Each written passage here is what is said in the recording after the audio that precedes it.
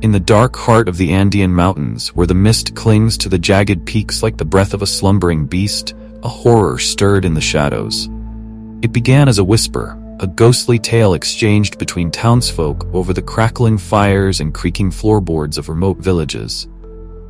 Whispers of a devil that walked among them, a predator whose evil knew no bounds.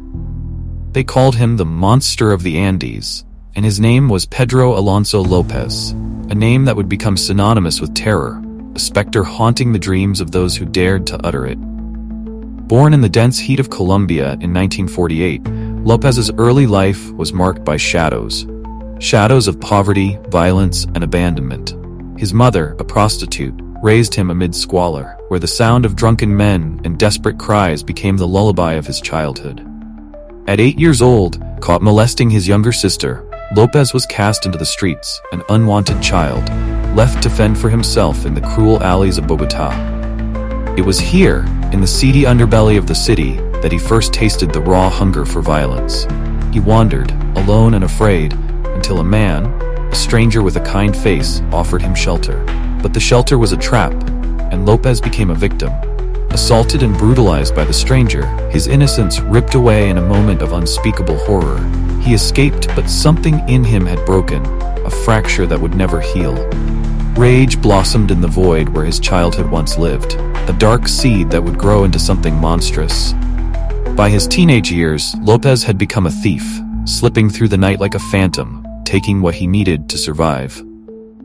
But theft could not sate the darkness within him. He traveled, drifting from city to city, his path marked by violence and crime.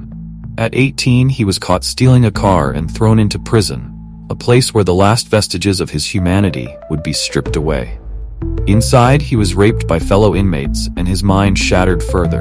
When he managed to kill his attackers, one by one, in a calculated spree of revenge, he did so without remorse.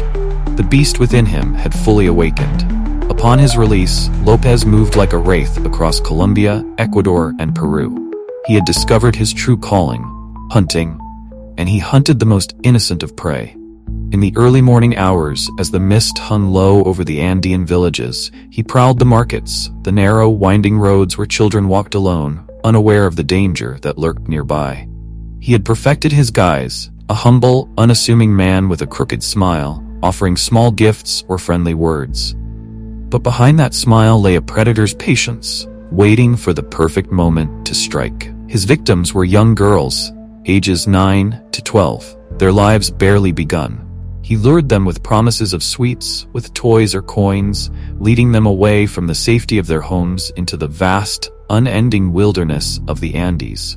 There, in the shadows of the mountains, he would unleash his unspeakable horrors. His hands, strong and cruel, would snatch their breath away. He left their bodies buried in shallow graves, often in groups, hidden beneath the earth and leaves, as if the mountains themselves were swallowing them whole. Years passed, and the missing girls became an epidemic, a stain of fear spreading across the Andean landscape. Rumors swirled like the mists. Some said it was a demon, others a madman. Mothers clutched their daughters tighter, warning them not to speak to strangers, not to stray too far from the village. But Lopez was a master of his craft. He moved through the towns like a shadow, his footsteps silent, his intentions deadly. In 1980, fate would finally intervene.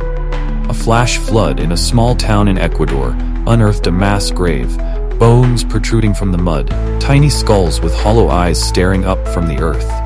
The police, overwhelmed and desperate, began to comb the area, knocking on doors, questioning anyone who might have seen the phantom who had taken their daughters. And there, in a bustling market, they found him.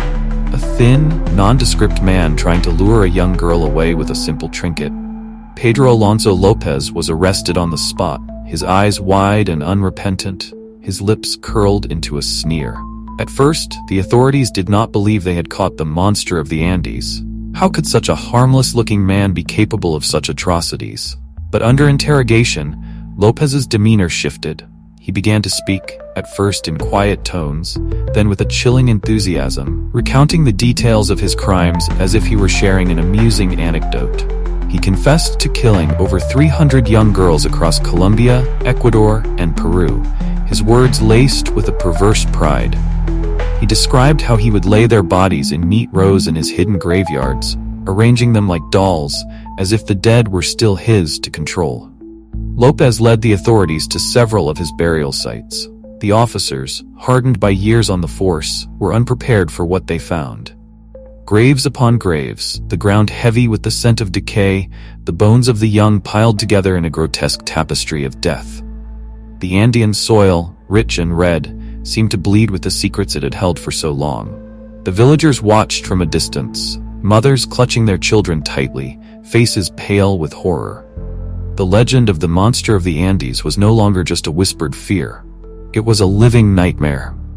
Lopez was convicted of 110 murders in Ecuador, though the true number of his victims was far greater. The courtrooms were filled with the wails of grieving families, the air thick with the weight of loss. But the most chilling part was yet to come. Due to Ecuadorian laws at the time, Lopez was sentenced to just 16 years in prison, the maximum penalty.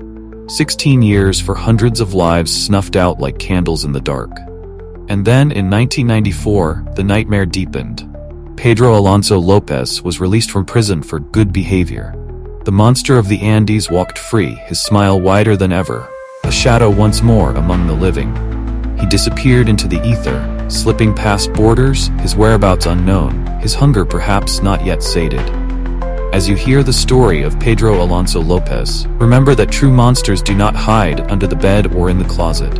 They walk among us, wearing the faces of men, their darkness hidden behind polite smiles and soft words. They are patient, they are cunning, and they wait. In the shadows of the Andes, in the quiet places of the world, there are still whispers. Whispers of a devil, a specter, a predator. A whisper that chills the soul. The monster of the Andes is still out there, somewhere, lurking in the dark.